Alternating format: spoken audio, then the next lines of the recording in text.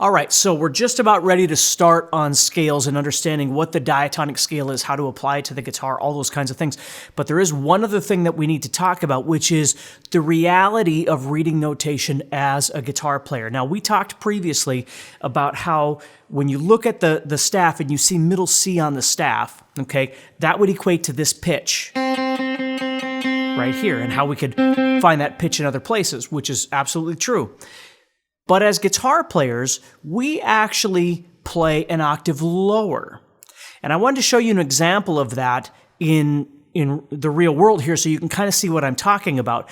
So even though middle C really is this C, as guitar players, we tend to play an octave lower. Now, why would we do that? Okay, well, one reason is for range. Okay, the guitar has a more limited range compared to a lot of other instruments, and playing middle C an octave lower allows us to play a lot more stuff. If you think about it, we're all the way up here. Well, we have all of these notes below this middle C that we're not then able to play unless we move into the bass clef. Okay, we also know that as a guitar player, we play a lot of these chord voicings in this area, right? Well, we wouldn't be able to do all of those in that treble clef staff.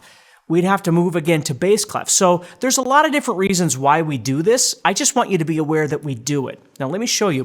First of all, I'm going to show a graphic on the screen here of middle C.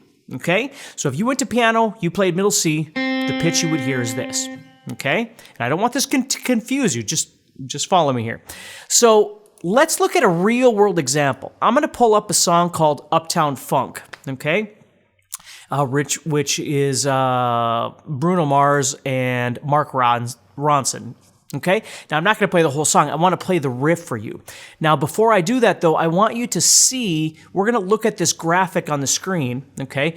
And what I've got circled there is it shows Uptown Funk, and you can see that a middle C is written in the part that's circled. So we'd be playing that sort of thing in that spot, okay? Now, what I want to do is I want to play the riff for you on the actual recording so you can hear this.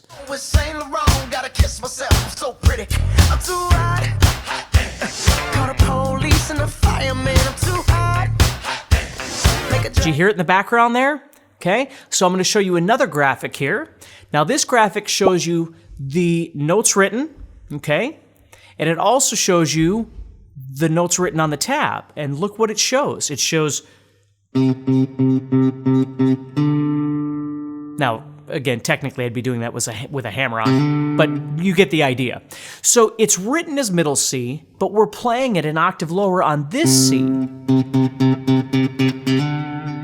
Okay, I'm going to play that for you again so you can hear that. Let me back that up just a little bit. Gotta kiss myself, I'm so pretty. I'm too hot. Call the police and the fireman, I'm too hot. Make a dragon wanna retire, man, I'm too hot.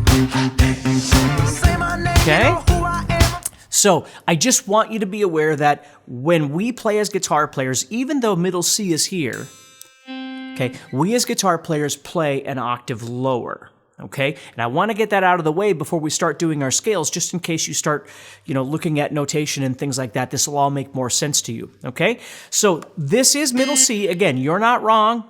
It's all good. Okay, but as guitar players, we play an octave lower, which enables us to play all the rest of this fretboard, still maintaining the treble clef.